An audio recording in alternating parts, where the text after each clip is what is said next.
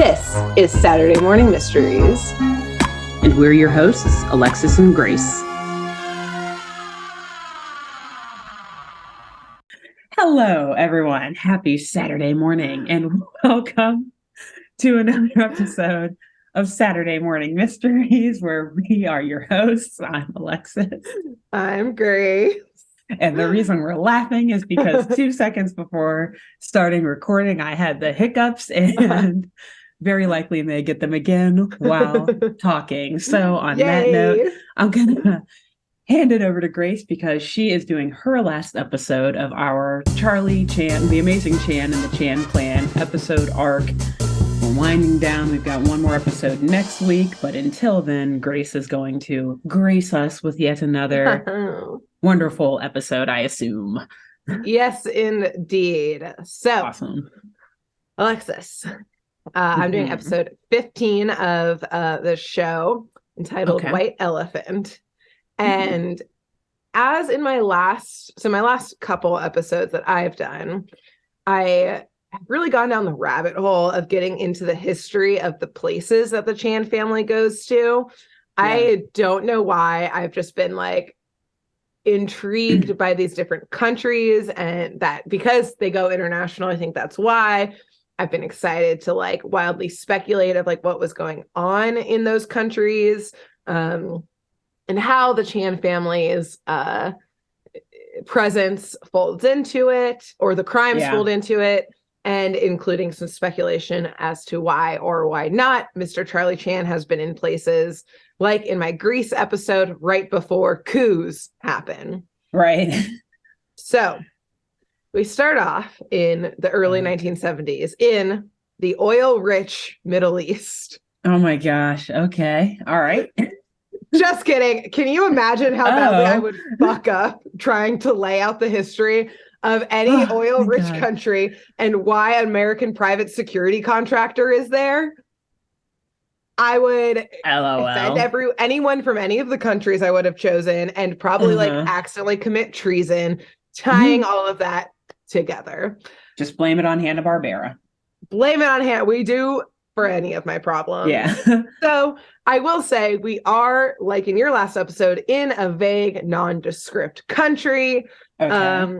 But the writers pulled like an Aladdin and made this episode a mixture of like vaguely Iraqi, vaguely Saudi, vaguely Moroccan, vaguely Egyptian, vaguely Ottoman Empire, and vaguely Indian architecture and setting. So, gosh, they clearly had never traveled to any of those places. They were like, let's look at the Mid-East and Northern Africa, make this a thing, sprinkle in some India into it. Although, notably, Aladdin came out in 1992, so perhaps Disney was inspired by this episode in the vagueness of where the fuck they are. Right.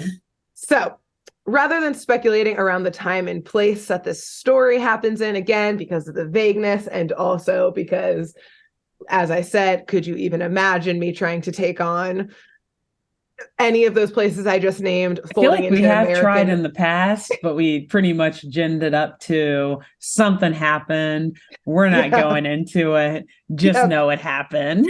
Just know it went down. It happened. So instead, I'm going to start off at the top with some speculation around our the characters that the Chans are running into in this episode, because I want you to be thinking about who could have done it, who had the motive to commit a crime here throughout this episode. So first, we have the Sultan of this land, and this is Sultan Habib. And he's actually, and this is actually in the episode, he's an old classmate of Charlie Chan, which is why the Chans are there. So, gotcha. I believe that Sultan Habib, now a bit heavier set in his older age with a graying mustache, was the eldest son of this royal family, and thus, like the eldest son, the heir of the throne. So he received the best education possible, probably studying abroad with Charlie Chan somewhere like Oxford or the like. in preparation that he would someday rule this country. Habib knew that this was his path and approached it with great respect. He seems to be a very calm ruler who doesn't really look to rock the boat in any way. I can say nothing of his actual policies, but he has definitely been the head of the country for some time. Okay. So then we have Tien, who is, I believe, the younger brother of Habib. He's kind of got similar, like, thick eyebrows, but he's definitely a little younger because his facial hair is still black. He's not gone gray yet, or he dyes it. Who knows? He's got an image to maintain. Yeah, exactly. I'm the younger brother here. And since Tien was second in line for the throne, he was able to have a little more freedom in his life, a little less pressure put on him. So he was able to explore a little more. And his passion, and this part is not speculation because it comes up in the episode, is illusions and magic. So I think he wanted to be a magician, but even second in line for the throne has royal duties to attend to. Absolutely. So he was forced to be his brother's grand vizier, which and that's in the episode, that's his title, which according to Wikipedia is, quote, the title of the effective head of government of many sovereign states in the Islamic world. Gotcha. So again, a nod to where are we? Who knows? But also a nod to an Islamic country of sorts. Yeah, an Islamic country of some sorts. And also that, like, Tien, again, was forced to, like, take on a bunch of responsibility when all he wanted in life was just be a magician. He, like, studied it in school, everything, magic and, like, showmanship. And then like studied under Harry Houdini. Who knows? I don't know what Harry Houdini was happening. Probably. Maybe. Who knows? He's rich, so his parents could make it happen. Yeah, exactly. You want to be taught by Harry Houdini? Fine. Oh, wait, just kidding. No, we actually need you to be the Grand Vizier. Exactly. Sorry. They were like, ooh. You had some other type of, like, geopolitical studies in magician school, I hope. Great. Right. Get in here. Yeah, your brother gets to be the sultan, but you gotta have this role. All the family has to have some role. You can't actually spend your whole life being a magician. You got to get a job at some point. I mean, magicians are a job too, but absolutely not for a royal family. They're not exactly. They're not politicians or world leaders. Exactly. Well, maybe they should be. Anyway, yeah, they're all illusionists in their own way. So, anyways, they're all liars in their own way. Anyways. Next in the royal family, we have Sabu, who is looks like he's in his, like, early 20s, late teens.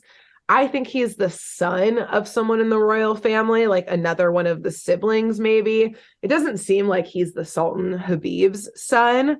Because his role is kind of like their, like, royal assistant, but he definitely he's not like a servant. He's definitely still part of the royal family. Maybe he's, like, studying under his two. Yeah, like he's studying under his two uncles. Exactly. Like, definitely some strings were pulled to be a chief of staff situation here. Some nepotism going down. Propskis. Exactly. So he's, like, some type of prince of some variety. Yes, he's helping his uncles out at a palace, helping rule the country. He's very smart, but again, we know that he's also a prince because his casual hobby is flying planes. This does come up in the episode. Okay. So yes, both very smart, but also, like, a lavish playboy prince being flown or flying wherever he wishes. I think he's still finding his path in life of, like, should I go be lavish playboy, but I also want to be powerful and rule a country one day. So options. He's got options. That's what happens when you're rich. And Tien's probably watching it being like, I thought I had options too. You don't. You got that royal blood. One day they're going to take it all away from you and you're going to have to. You have to step up. You're going to take my job one day. Exactly. When I retire and I could be a magician. Finally. Imagine. Well, no, there are people who I guess dream of that. But I was like, just imagine that being, like, your dream when you're, like, from the richest family in the country. And you're like, no, I just want to be a magician. Have we talked about that you have not fully watched Arrested Development?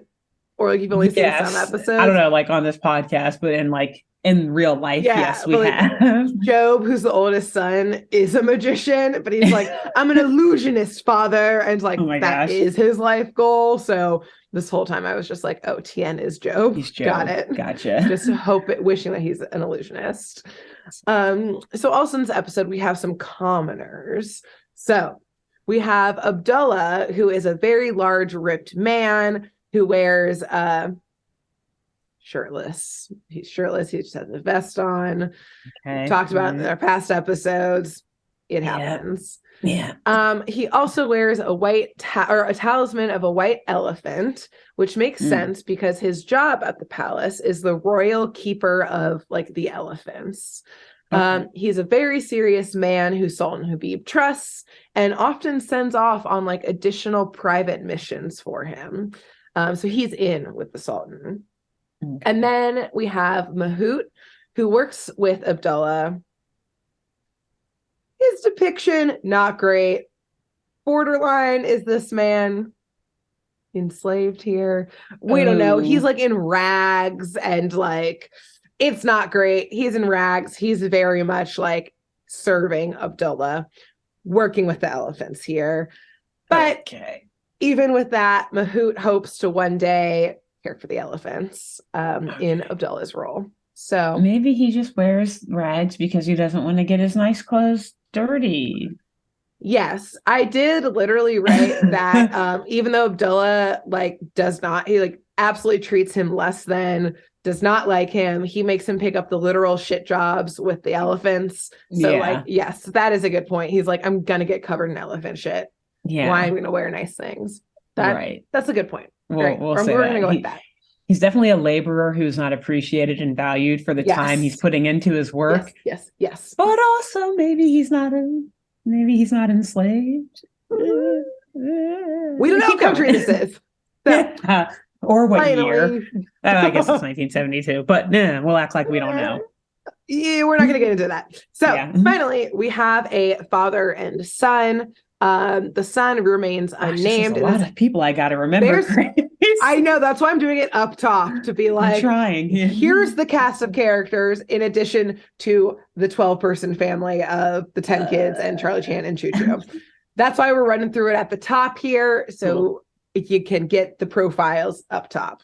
All right. So the father and son, the son is a child. He remains unnamed. The father, they refer to as the faker, but it's kind of mean. He's just a snake charmer and showman who regularly comes to play at the royal palace. His son is part of the show. For example, we do see like part of their situation where like, again, to be like, ooh, mysterious snake charmer, they're like wearing eyeliner and again wearing rags again to be like, we're commoners. That's the sign of it, I guess, in this episode.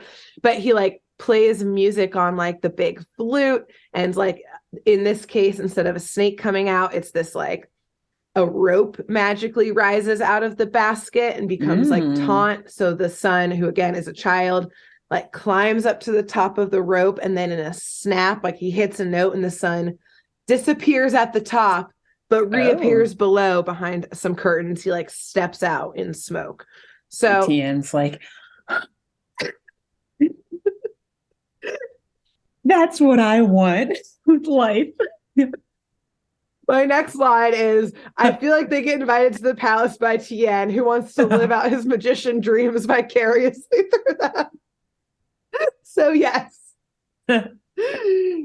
Exactly. Amazing.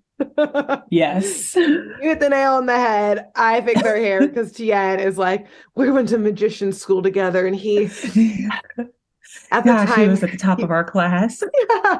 He was my greatest second to me. Yeah. But now he's just my greatest desire to live his life.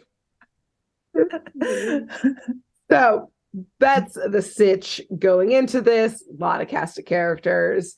We join Charlie Chan greeting his old friend, the Sultan Habib, at the palace. And Charlie and his brood of children I think they happened to be in the area of this country. And so they were invited for the traditional ceremony of this country. just entitled The White Elephant.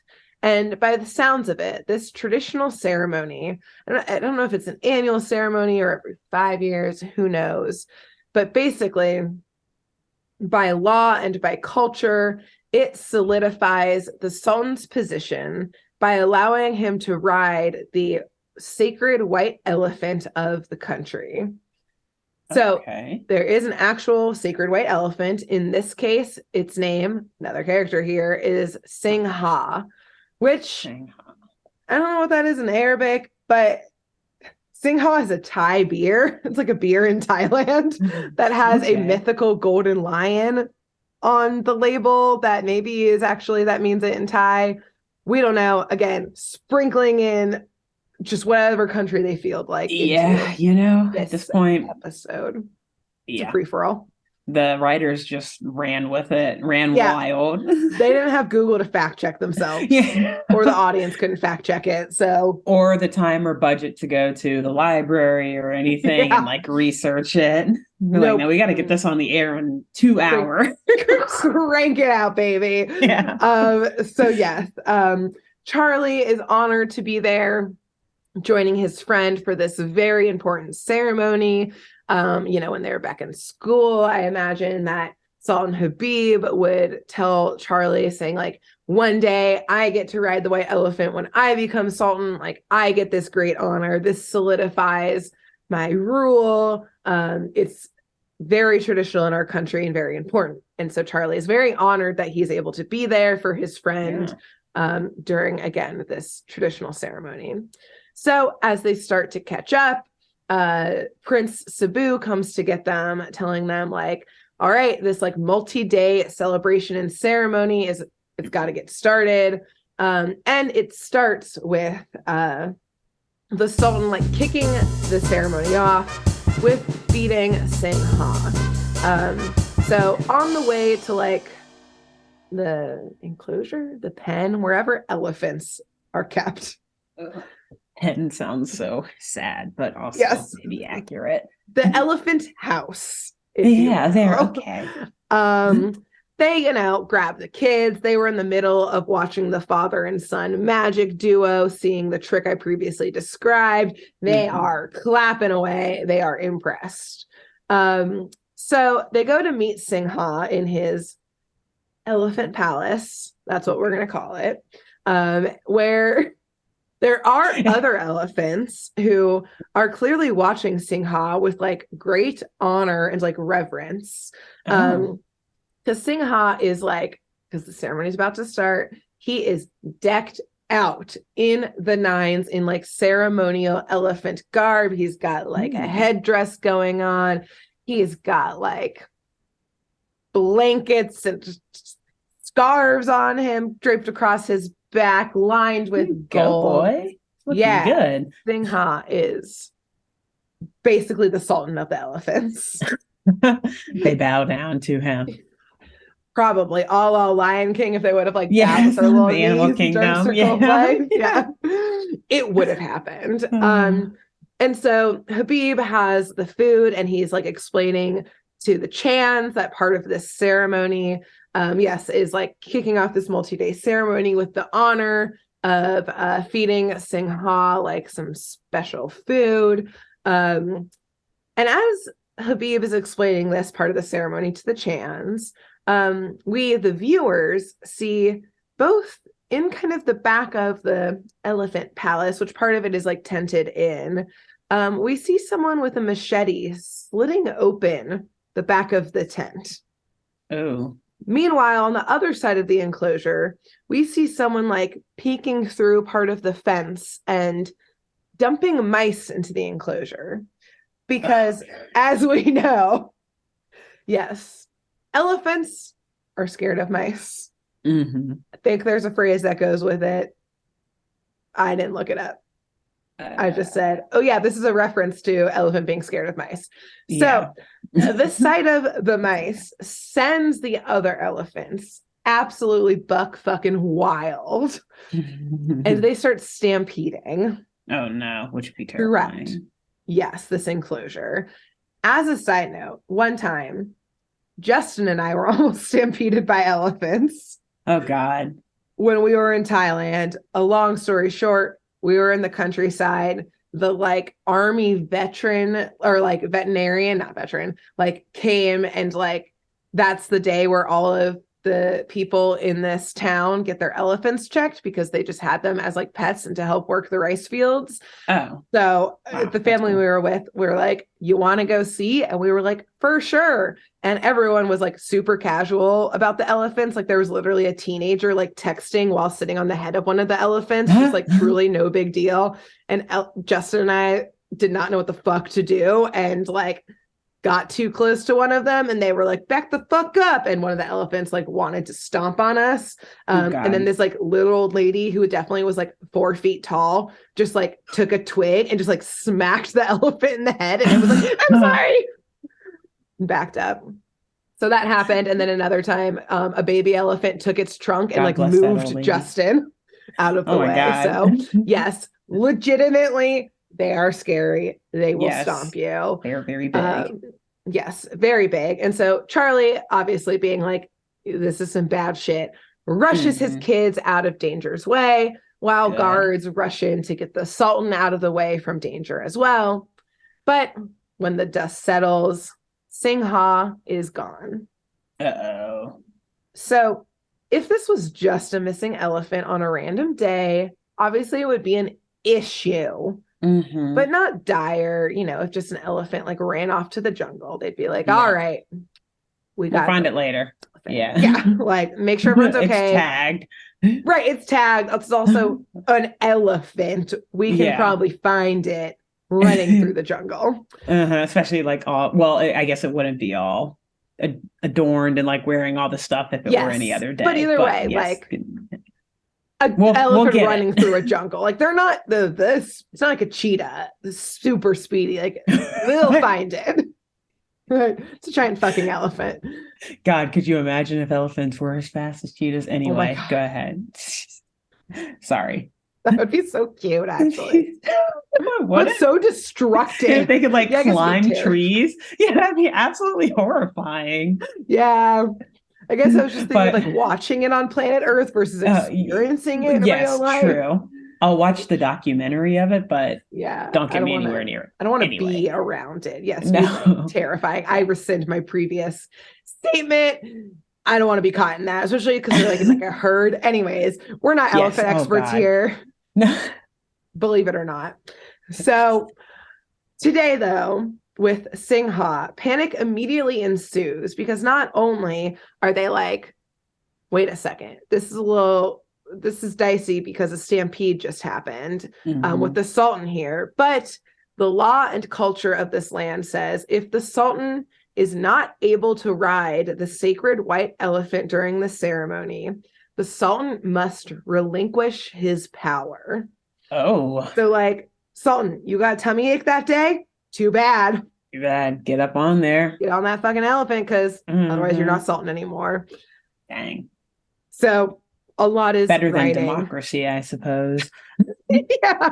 The electoral college is broken. We need systems like this. We need elephants. Bring in the elephants. Bring in the elephants. Oh God. What would it be? Sorry, what Maybe would it not be in America? A political party is represented by elephants. True. Yeah, it's got to be neutral. I was gonna say, what's like it's like a deer or something. Bring in the moose. Ride in the bison. Yeah. Ride the bison. Something like that. I mean, that'd be pretty cool, actually. That would be, I would vote for someone if they like.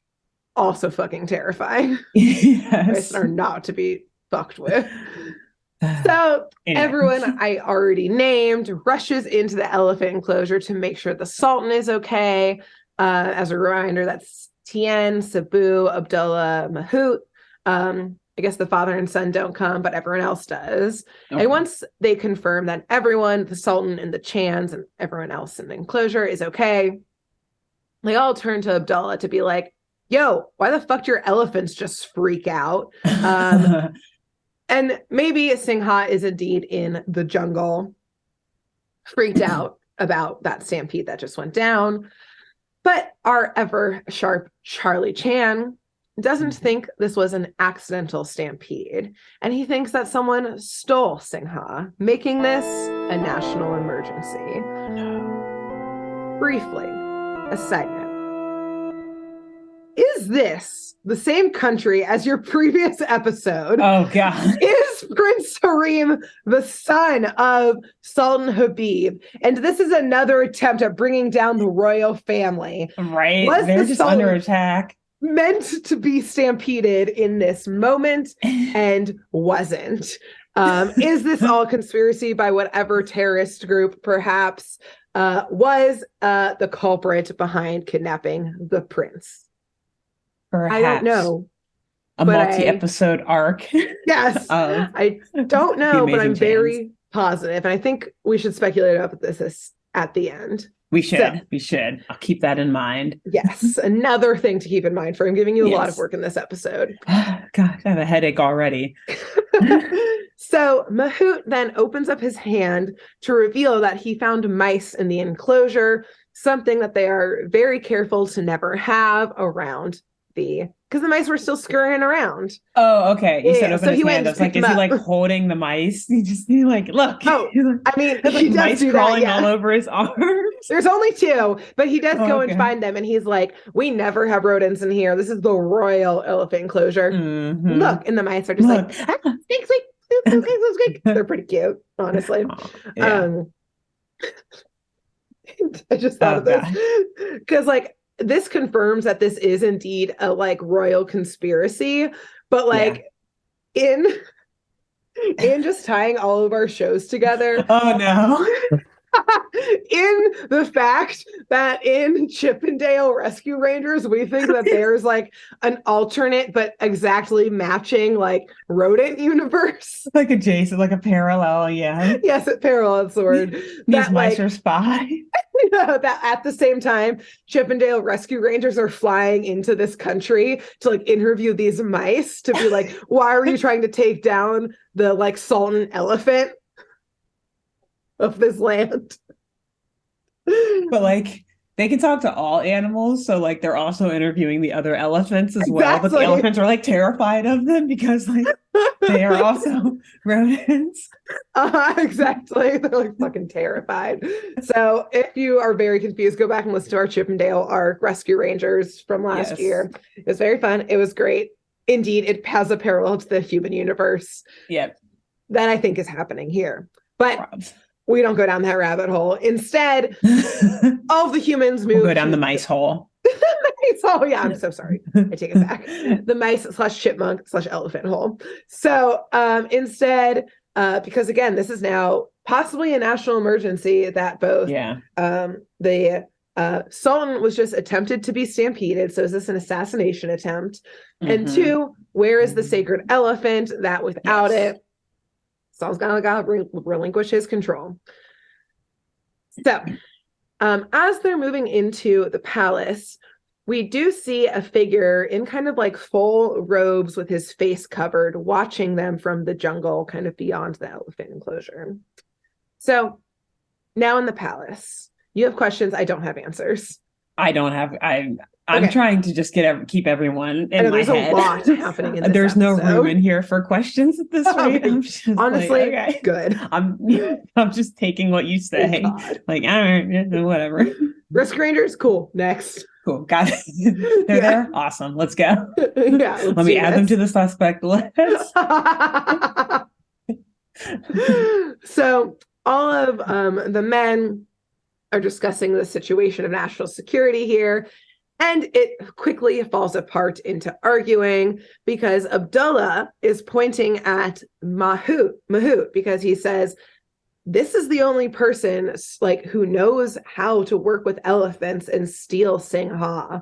But Charlie immediately is like, Abdullah, you are literally the royal elephant keeper. So you also know about elephants. So you also could have made them stampede and steal Singha. So like in many of my episodes, it turns into the Spider-Man meme. They're all pointing at each other. Exactly. But you did it. You could have done it. You. So nobody is to be trusted. And the Sultan is like, y'all, my life is in danger. Stop bitching at each other and go get some clues and solve this crime. Get the damn elephant. We have a day to get this elephant back. So the Sultan, he can't leave the palace because his life is in literal danger.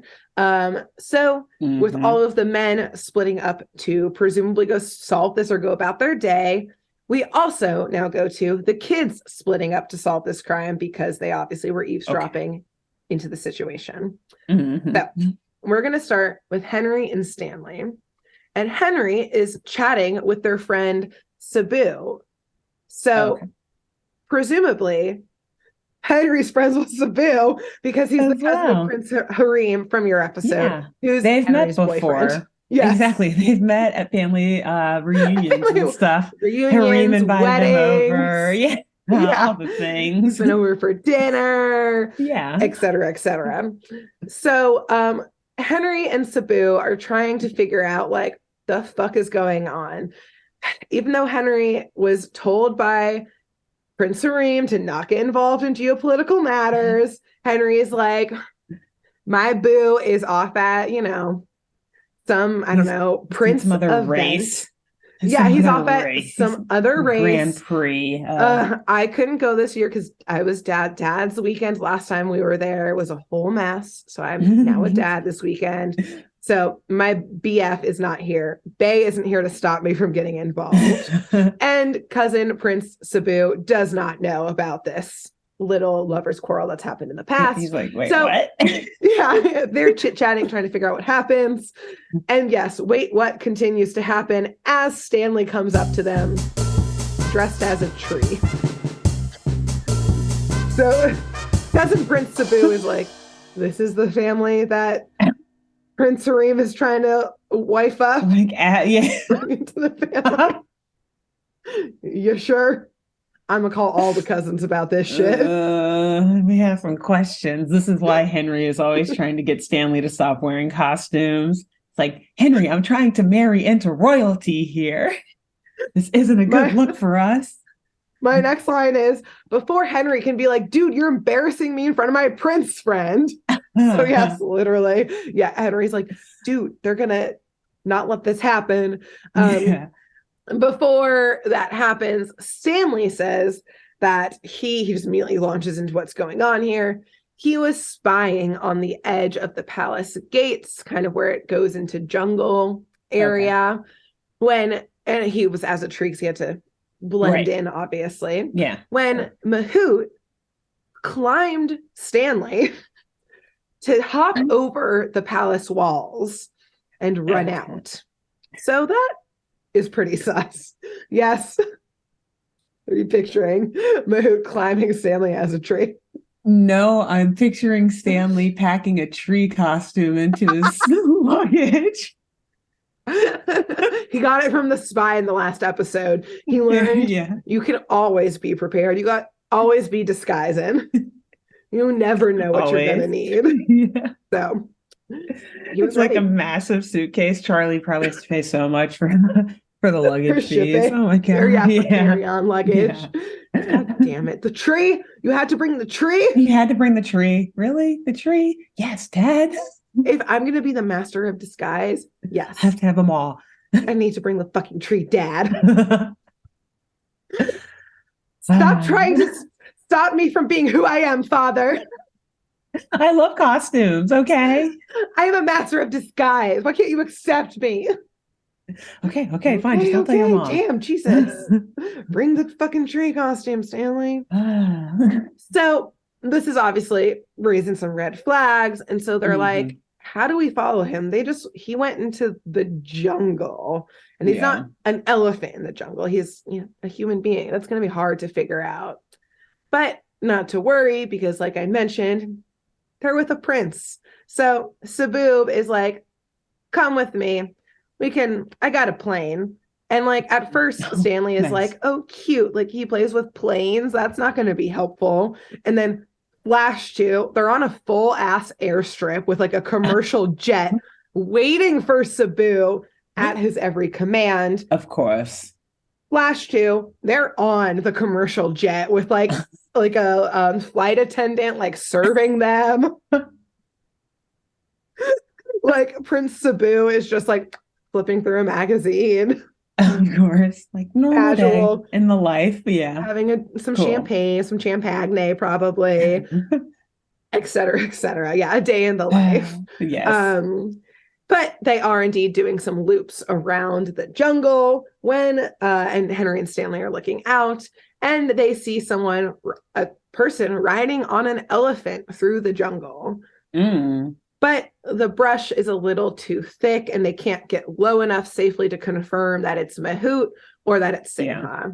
So just as casually, they land the plane, and Henry and Stanley. Yeah, just like, yeah, I think so. They find a clearing. Yeah, they find a personal airstrip clearing. And Henry and Stanley go off. I think they somehow got the Chan van there. And they take off into like the jungle. Cebu's got to get back to princely duties. And again, national emergency situation. Probably's got to call his cousin, Prince Harim, to be like, 1, your dad's in danger. 2, have you done a background check on these Chans? Henry's interesting, but Stanley's kind of weird. You sure about them? You said he went to school with Henry? Yeah. Not here. Yeah. So whilst going through the jungle, they run into a railroad track that has one single huge like boxcar on it. I will say this makes sense. This is the 70s. Railroad tracks are still everywhere. This you could see it. Got to get through the jungle in the country somehow. It's true. Okay. Yeah. Also, I keep saying jungle. It looks like a jungle. Again, I don't know what the fuck country they're in. Yeah. That's just the flora and fauna that appears to be here. Thick trees and yes. Okay. So Henry and Stanley are like, this is fucking huge. Why is this just in the middle of the jungle? It's enormous. It's big enough to potentially house an elephant. So they decide to break into it naturally. And they're like, I mean, it's pretty heavy. We can't move it, as if they could have moved an empty boxcar. Yeah. What? Yeah. There's got to be an elephant in there. I'm going to start saying that anytime I can't lift something or anytime I can't open something. Like, you're like, gotta be an elephant. Package is so heavy, so you have to like get like a carrier. You're like, gotta be that elephant I ordered. An elephant.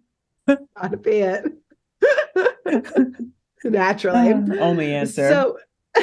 So they break into it, and just a bunch of like sugar, like pounds and pounds, like it's filling up the whole thing, like pours out of it. Sugar. Cocaine. Yes. My next word, cocaine, question mark. It pours out and completely covers Henry.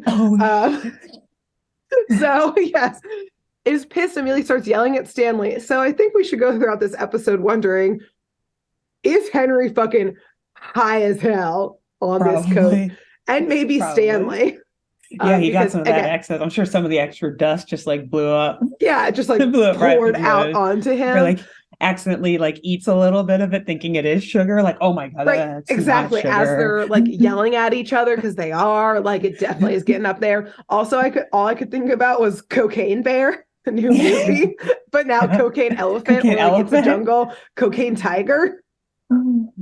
That would be terrifying, actually. Cocaine like rhino. No. That's a new episode of Chippendale Rescue Rangers. Cocaine rhino. Cocaine tiger. They would not make it. I don't know. They wouldn't make it. Cocaine Chippendale? Who knows? Cocaine chipmunks? Honestly. We saw how they were on wasn't it the fizzy cola or something? Oh yeah, like, immediately brainwashed. Yeah, boom. Yeah. They do not pair on well the chocolate, and they're like addicted to chocolate. The chocolate, that's the one I'm thinking too. Yeah. Anyways, so either way, they're coked up now, and they get back into the Chan van. Not a good idea. Also, did they just pile all that coke into the Chan van?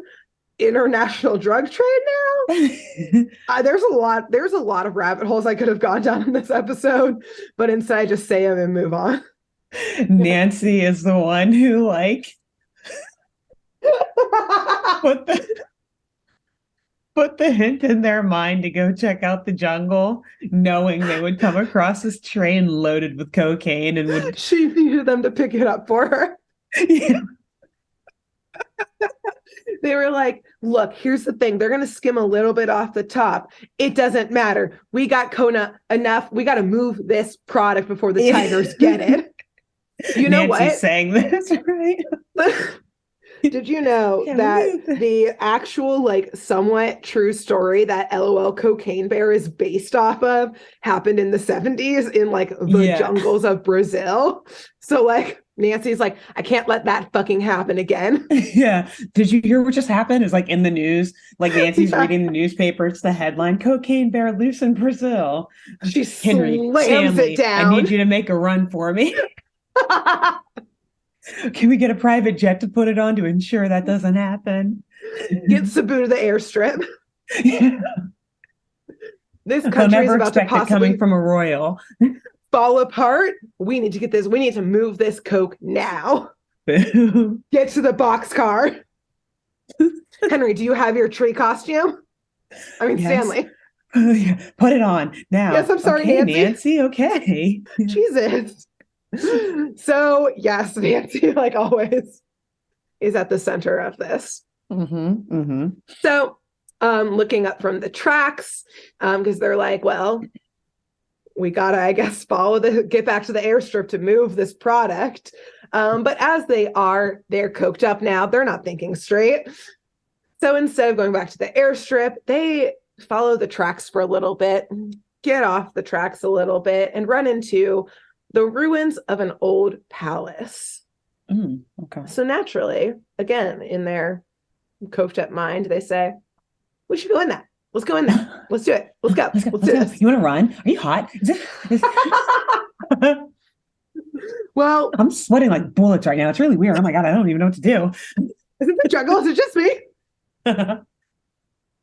Funny enough about your statement is that when they go into this temple, it's like, like full of gold and statues, and they are going throughout it pretty quickly. And they happen to run into two other men who are hiding in the palace, who are fully covered. And they start chasing Henry and Stanley through the temple. Oh, no. And Henry and Stanley are ready to run right now. Yeah, so they are not getting caught. Everything is like in slow motion around them. So they're booking it out of there. Like the men they were not prepared. Like, they were ready to chase these two trespassers, but they were not prepared to chase coked up teenagers. You know what? There's like obviously a classic chase ensuing that I'm pretty sure at one point Henry and Stanley accidentally are chasing them. It's because they're like, what are you gonna do about it? What are you gonna do? You want to run? Let's run. Let's run right now. And the men are like, oh God, oh what Jesus, the hell are these kids on? Meanwhile, the middle kids gang up. Gotcha. And they're in the palace trying to figure out what their next move is. And this is Susie, Alan, Tom, and Anne. So while they're walking around the palace, again, just chit-chatting, trying to figure out their next plan of action, they run into Tien, who doesn't quite know what to do with these teenagers. I don't think he has any kids. So in a moment of awkwardness, he's trying to calm them down about oh, don't worry. We're just under a national emergency. It's fine. Your dad's got it covered. Trying clearly, putting his foot into his mouth of being this is a huge fucking deal. Our sultan almost just got assassinated. Oh God. He's not doing good. So he does what he can only think of, being see, look, it's cool. Relax. Here's a magic trick. So he pulls out a napkin, now's my chance, or something, and pulls out a dove from it. Okay. And it's just see peace. Look. It's a sign of peace. We're fine. It's fine. I'm just the Grand Vizier and has to figure out what the fuck is happening. Who's trying to assassinate my brother? And no problem. It's fine. It's fine. You're fine. We're all fine, it's right? Fine. We're good. I just need to call in our army to investigate and invade another country that may be trying to kill it. But am I going to try and get assassinated? I don't know. See a magic trick, kids. Yeah. And so that's the only thing that brings him calm. He's like, I just need to do some magic. I'm so stressed. Magic. Yeah, I'm so stressed. Yeah, he like forgot the kids were there. The self-soothing mechanism. Which might actually be the case because the kids just are like, wow. And they just like kind of back away. So they don't have to be cornered watching any more magic tricks at like by like the weird uncle at like a family reunion. Yeah.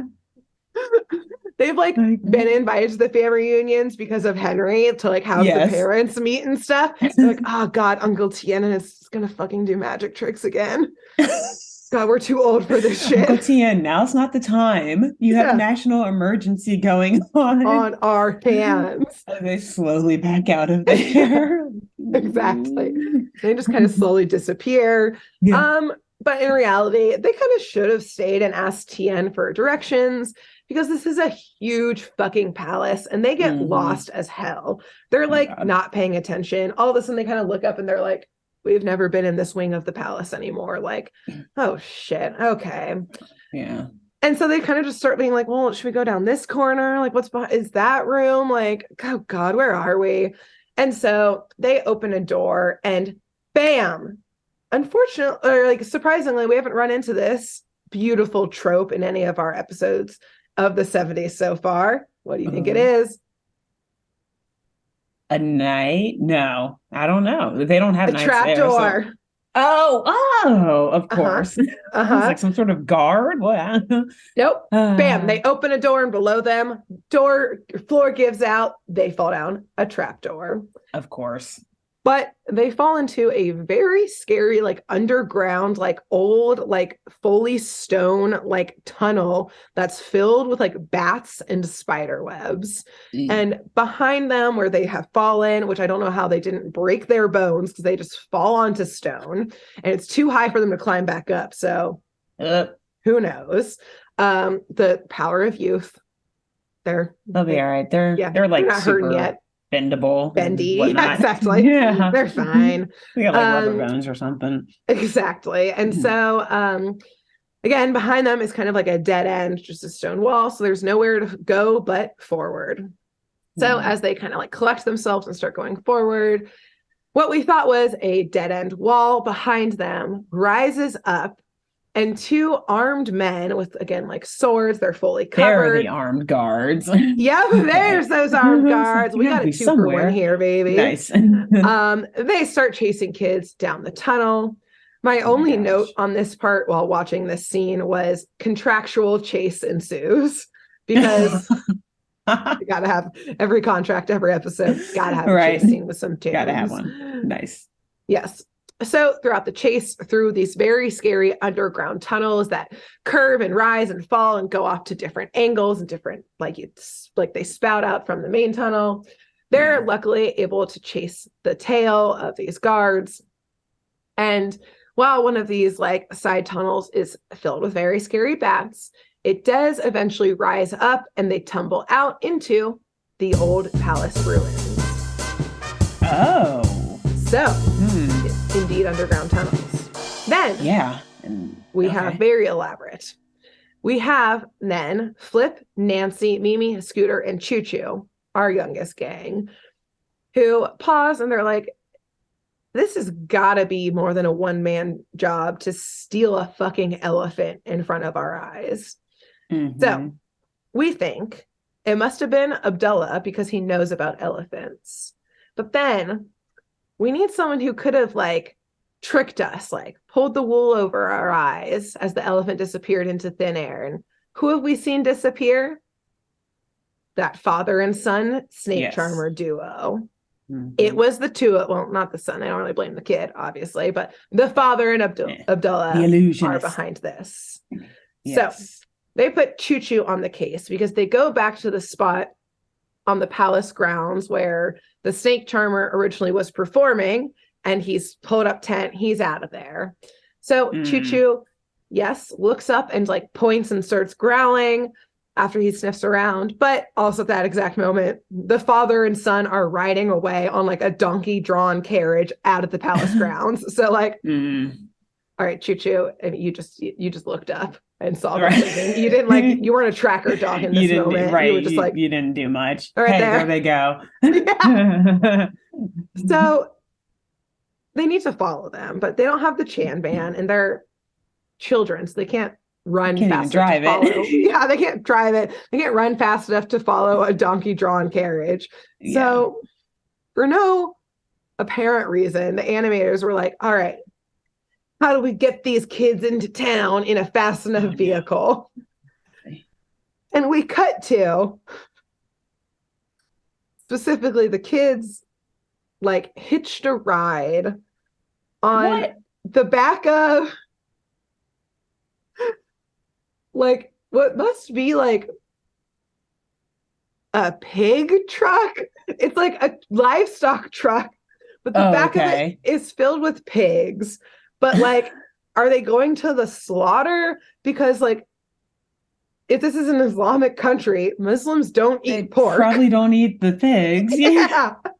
So I don't know what's happening, but the pigs are kind of cute. And I really only mention this because guess whose head pops out from the pig pen first? That's right, Nancy. Nance. Oh, Nance. She's comfortable with these pigs. She's like, they may not eat them here, but I'll eat them. Here's my personal address to the hotel I'm staying at, or my room on the palace grounds. If you could drop off some bacon on your way home, I'd cleaning up that. on this trip. She's got her cocaine shipment coming in. She's got all of this pork. She's like, do you know these are like two of America's favorite things? Okay, cocaine and pork. The Chans are back in business. Export business right here. Yeah. She's like working her way to the front of the truck to like take out the driver and hijack the entire truck. Take it to the airstrip. Yeah. She has one of those machetes that like one of the guards had. She's like, I won't make any trouble. Just turn off this road here. Turn off right now. Now. Get to the airstrip if you want to ever see your family again. Oh my God, just this honest pig farmer. Oh man. You do raise such a good point though. Like the writers have no clue what they're doing here. No. Not at all. That's the one thing that you would not see. Right. I guess like you use pigs for other things. Farming purposes, but it like the way they were like corralled in the back of this truck very much felt like treated. Yeah, gotta take them to slaughter. And like they're not trying to keep them healthy for farming purposes. It's like, no, they're on their way to be chopped up into bacon. Right, exactly. They're ready to be Nancy's breakfast. Yeah. Tomorrow morning. Nancy is likewise ready for them to be her breakfast. Exactly. Which again, to that airstrip, she's like, nothing like starting my morning with a little bacon and Coke. Yeah, she actually sprinkles it onto the bacon. You like you know how you can bacon into the Coke? Yeah, you can like caramelize bacon with like a little bit of sugar. She does it with cocaine. So she starts every morning. Kingpin Nance. Pigpen. Kingpin. That's how she's referred to in all of the like black market circles. Like the pig pen is coming. You better have her bacon, literally. You don't want to see her angry or without cocaine. You don't want to see her hangry. Anyways, so eventually I think the driver eventually is like, the fuck, why are there children in the back of my truck? It's like, I think just kicks them out in the city and is like, who the fuck are you? Stop messing with my alone, stranded. Yes, literally. They're just like in the middle of this huge city now. And they start trolling around town, being like, we'll find them now. But luckily, I guess. Sorry, this is just Nancy.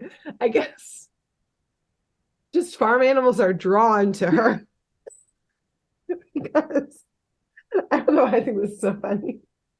Because that donkey from before finds Nancy and just starts licking her face. And she's like, oh God, please stop. And the donkey just loves her.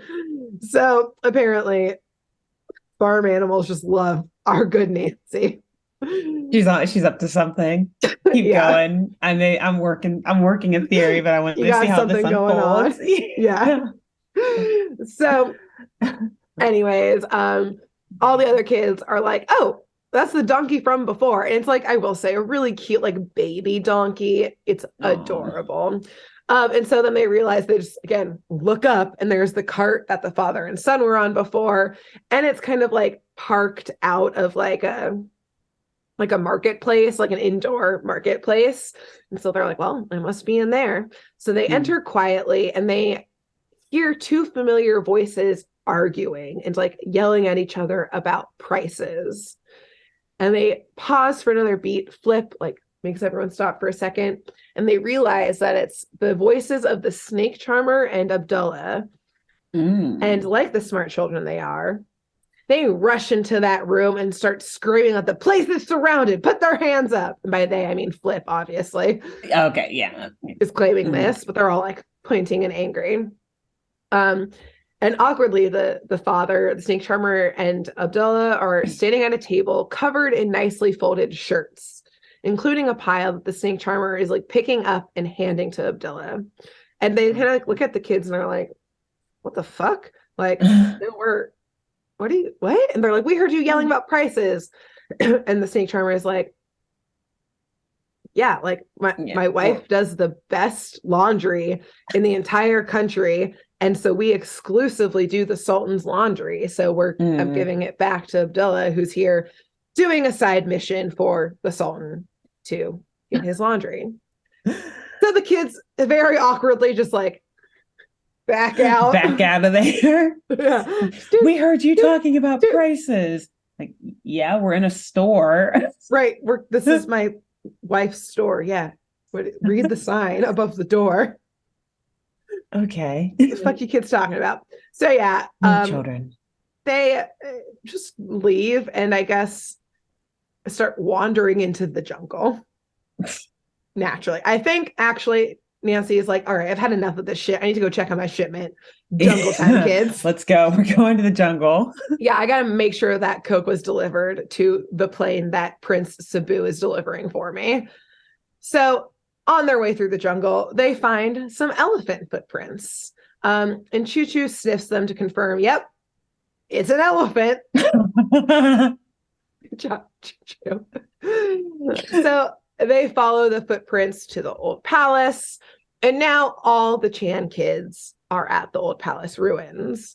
And as each of the groups of children enter, they all get immediately folded up into the chaotic chase scene, with the men trying to chase the kids. That's right. The guards. Yes. Yeah, the guards. And it seems like, yes. Wait, because there were two people chasing Henry and Stanley too. So now is it like all four of them or all?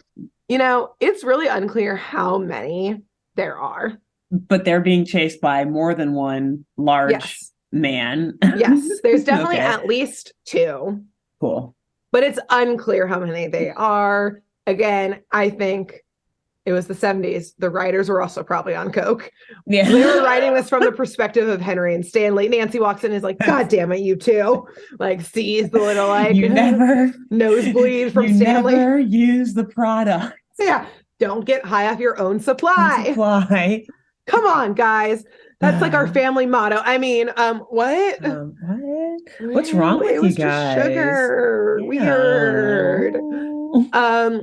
So it does seem like the guards are trying to keep the kids from getting through a certain set of doors. But the forever badass Jodie Foster clocks this and is like, I'm going to fucking go through those doors. Who's going to stop me? Hannibal Lecter? Probably. Maybe. But anyways. On his vacation. Yeah, exactly. This is actually where he went to. So, yes, she goes through those doors. It is actually like this huge courtyard that has like, it's lined with stone. It has overgrown plants everywhere. And it has, in a couple places along the walls, these like really huge, like red curtains, kind of like hiding maybe windows into the inside of the palace. Like, it's unclear.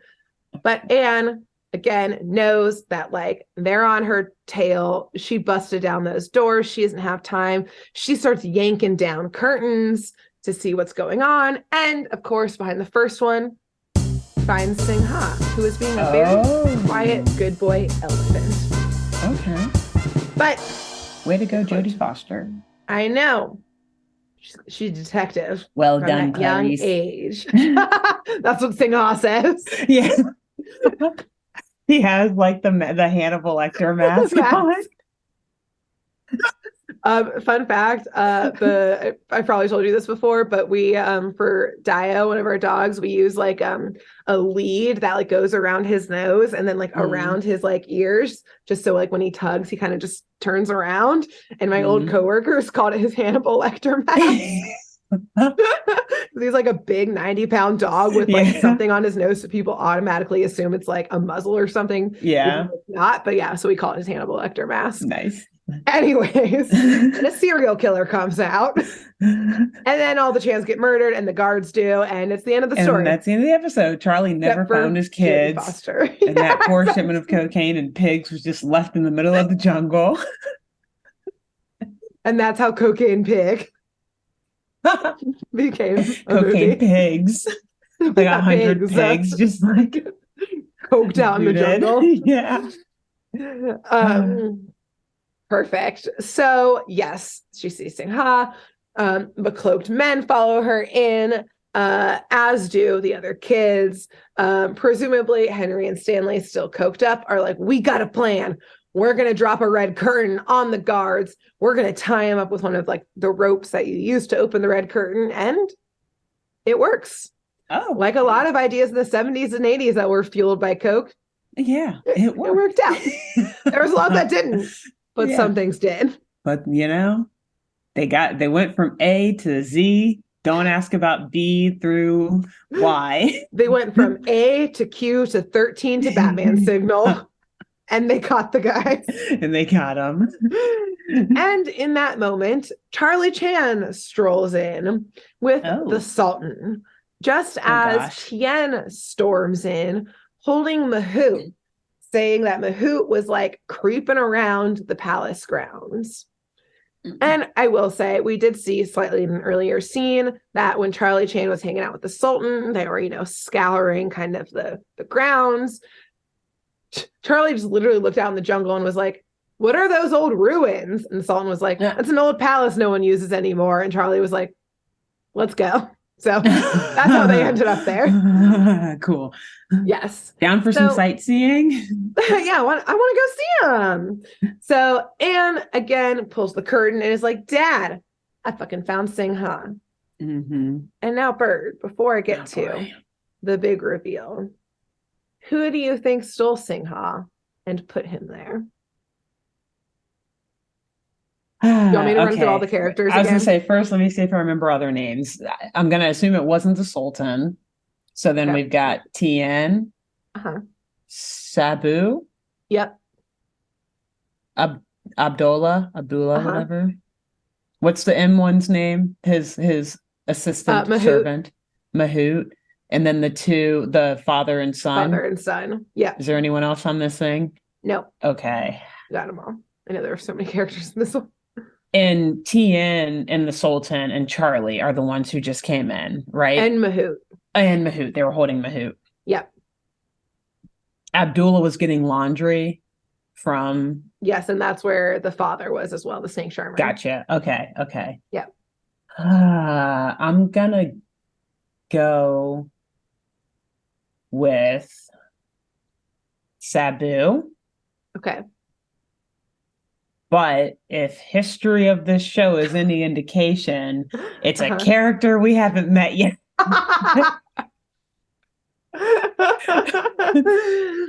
Well, Charlie looks at Anne and first says, no, Anne, no one stole that elephant right there, because just like in the enclosure, there's no elephant there. Everyone does exactly what you just did. It's like, the fuck? What? Dad, what the fuck? Are they all on cocaine? They're seeing things. The white elephant. Nancy's like, how'd you know my code name? Nancy is the white elephant. Oh, okay. I need some Nancy answers. looks at the armed guards and is like, didn't want to have to take out my own family, but they know too much. Pulls out the machete. Yeah, exactly. You just hear the like more guards coming out. Yeah. Didn't want to end this way. So Charlie strolls across the courtyard saying, no, here is the real Singha. And he pulls back a curtain. And indeed, we see what exactly we saw before, the same white elephant, but this one is surrounded by mirrors, which somehow refracted and reflected, and there's some lights to make it look like Singha was actually in the other side of the courtyard. Yeah, I'm going to explain it because it's the same setup, apparently, that was in the enclosure earlier that day to make it look like Singha was right there, when in reality, he had already been stolen from the enclosure. And Charlie says, only an accomplished magician could perform this illusion. And then they all very slowly just look at Tien, the skilled magician and the jealous brother, who immediately, like straight up, like armed salute revolutionary style, like raises his arm up to the sky and says that he almost got away with accomplishing his dream of becoming the Sultan. So in Which reality, dream is it, Tien? Do you want to be a sultan or a magician? Tien. Which one is it? You can't have both. I think I surmise that, yes, it was the brother who got ignored his entire life, was trying to chase his dreams, but then got forced to do the shitty job of being the Grand Vizier, which again is actually the real head of state. So he had to deal with the bullshit. And in reality, I think he was like, fuck this shit. I want to be the Sultan. If I'm going to have to deal with all of this, I want the cush life. I want to be the figurehead. I don't want to be the one actually pulling the levers. Exactly. And interesting.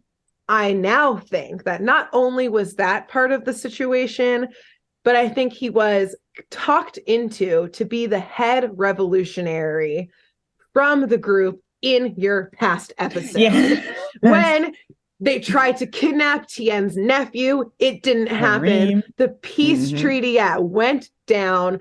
And so they looked at Tien and they said, this is our only other way.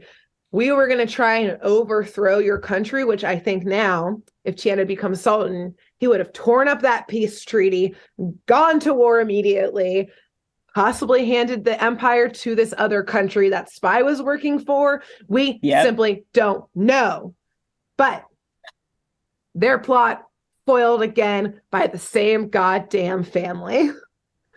So, with that, cut to the ceremony. We've got the Sultan on one elephant. He's got Charlie Chan riding next to him. They're waving. They're having a good time. I will say they're riding in one of those like big baskets on an elephant that are actually horrible for elephants. You should never ride an elephant with that basket or not. Like, don't be riding them unless, again, you're that teenager in Thailand who was just texting while sitting bareback on the elephant's head because clearly it was his pet, whatever. The one that, again, almost trampled Justin and I. Please don't ride them. And then on the other elephant, just another one, you've got the entire Chan band fucking riding, playing music on top of the elephant. Oh yeah, baby. There's a drum set up there. Yeah, I was say there's everything drums up there. They're like jamming. Nail the drums in. They're interestingly singing again a really catchy tune. It's basically about blackmail, which is very interesting. Yeah, in like more romantic, quote unquote, poppy early 70s tunes. And then most importantly, though, in front of this parade of elephants and royals, we have little Choo Choo, who's Oh, dressed up as an elephant. He put on like little like twigs with like giant leaves to look like his ears. And then oh, on his nose, he's got like a giant sock that he's blowing into. And like the oh. elephants are like hanging onto his tail. Like he's leading the Following him along. parade. Yeah, and it Oh. was so cute. And that's the end. That's it. And Wow. yet again, another country, Journey. the same country saved, Yes. perhaps, Yes. by This the arc, chance. this episode arc is intense. I was trying to think, I had to look up what years Harry Houdini lived. Because Thank you. Is in it my like mind, 1800s? he died in 1926. Yeah. So So, it's been a long yeah. before this show, but in my mind, I was thinking Yeah. like, yes, that enemy nation, they had to bribe Tien with something so great. Like, look, you'll become Sultan, but we'll give you whatever else you want. What do you want? He's like, bring me Harry Houdini. But in reality, it was like all of Harry Houdini's notes from like Yes, there you go. all of his like tricks and that kind of stuff. Yeah. And like this country has it. And so, yeah, that's the blackmail that they were like, Boom. yes, Like, nobody's laid whatever, eyes on this except whatever you want for our country. And he was like, fine, Yes. I'll give you the country. Give me the notes. Give me his notes. I want to and be he the greatest Sultan and magician who ever lived. who's ever lived. And they almost got away with They it. almost But got him. man, Wow. I also am imagining now that like, because not all of the family is in the band. It's like just kind of the older kids. Yeah. So like the younger kids are probably like watching the parade and that kind of stuff. But notably, we never saw Prince Sabu or Nancy again. So I like to think in the background of the like parade, you just hear an airplane take off. Sabu's driving. Nancy is like in the co-pilot seat. In the back. She's got like the big like earmuffs on and like shades, like the aviator shades, with like a clipboard just going through the supply. I was gonna say either that or like Sabu's driving and he's got that, and Nancy's just slowly turning around, eating a piece of bacon, like turning around like a la like every evil villain. Just eating a piece of bacon, like with her stash of Coke all around her. There's like a baby pig in her lap that she's like petting instead of a cat, or since Choo Choo's busy leading the parade, she's like petting a pig while eating bacon. And you just see like bricks of cocaine behind her. Yes. Right in front of that pig. There's like armed guards sitting all around her, like wearing like camo type gear with like all the ammo like strapped across their chest, holding these massive like AK-47s. She's got like whoever the buyer or like the Coke is like on his knees in front of her, like begging for the price, and like or like whoever like the delivery was, and he's watching her eat the bacon, being like, oh god, she has my family. And she's like, please. This bacon, this was the mother of this pig right here. And he's like crying, like, please, I'll give you anything. Even worse, it's like she's like unwilling to make a deal with him. So her guards like open the plane door. He's like, please, Nancy, no. She's like, open the hatch. Get him out of my sight. You know what country we're over right now? Colombia, filled with my personal cocaine bears. Yeah. Oh, you thought that was an accident? Yeah. Open the hatch. Good luck. Hasta la vista. Oh my gosh. Yeah, wow. When was Pablo Escobar taken over down there? Was it the 70s? I fucking hope so, because it will make this make all the more sense. She's actually helping him bring Nancy. She's helping him bring his hippos in. There were no hippos in Colombia before Escobar. He had hippos on his property. Now they're like overrun. Yes, they're like decimating the ecosystem in this part of Colombia. Drops one hippo by parachute. The man is like strapped to it. It started with like 8, and there's like 100 hippos there now in this part of the country that are like hooking stuff up. But yes, like they're not supposed to be there. The hippos were there as like a sign of goodwill from the white elephant, aka Nancy. She dropped them to Pablo once, being like, "Yeah, I'm good for it. I can get you anything you need. Yeah. Anything. You have your territory, I have mine. Yeah. As long as you're good for it, so am I." Eating the bacon. That's our calling card. There's just crumbs of bacon and jelly donuts. The white elephant was here. Oh God. Oh shit. Get your men together. Get your men. Secure the premises. Get the AK-47s. We're so fucked. You see like spotlights all over the place. Like alarms going off. Yeah. Oh gosh, that was amazing. Let me say, your episode ended in a way that will perfectly lead us, segue us into next week's episode. Not this so much the white elephant arc. From yours last week to this one to I don't even know if I want to know next week, but we'll see next week. It's a more lighthearted end of it, thankfully. Yeah, well, not the white elephant part, but we'll come back next week to see how this episode leads us right in. But anyway. Okay. Awesome. Well, between now and next week, who should our lovely viewers tell about this show? Oh gosh, tell an elephant keeper, I suppose.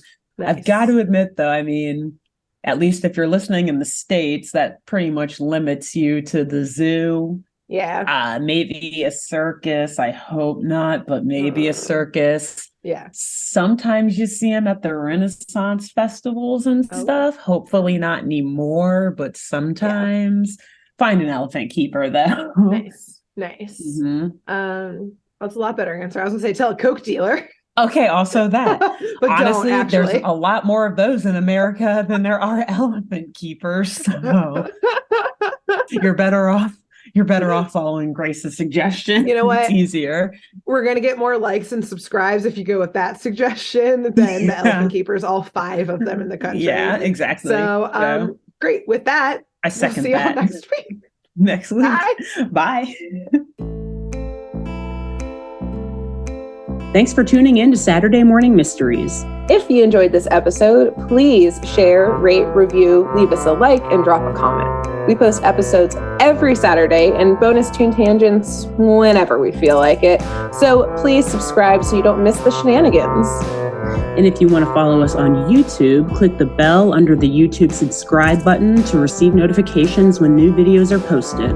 And if you want to subscribe to the podcast, we have no idea what you're listening to us on, so just hit the big subscribe button on whatever app you're using. We believe in you. Give us a follow on Twitter and Instagram at SatmornMist, all the abreves, and let us know if you have any episode or show requests by emailing SaturdayMorningMysteries@gmail.com. Thanks to Jenna Kendall for the logo design and to Ava Sakiki for the music used during this week's episode. See y'all groovy kids next week on Saturday Morning Mysteries.